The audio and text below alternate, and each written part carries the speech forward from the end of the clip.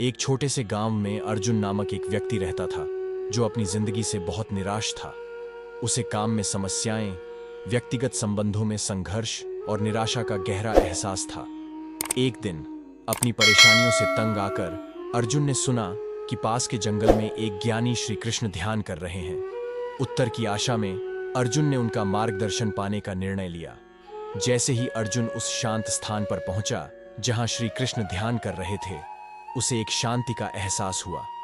उसने आदरपूर्वक झुककर अपनी समस्याएं कृष्ण के समक्ष रख दी।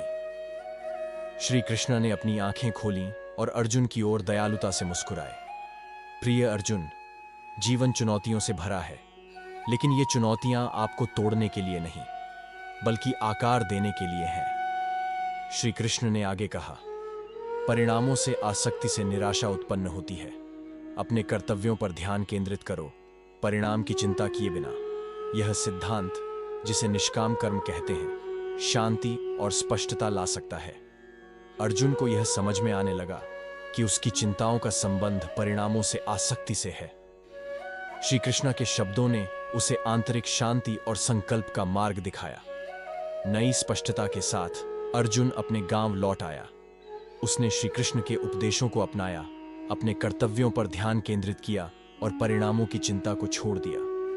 धीरे धीरे उसने अपनी समस्याओं का समाधान पाया और संतुष्टि की भावना प्राप्त की। श्री कृष्ण के मार्गदर्शन के लिए आभारी अर्जुन ने महसूस किया कि जीवन की चुनौतियों को पार करने की कुंजी उसके भीतर ही है।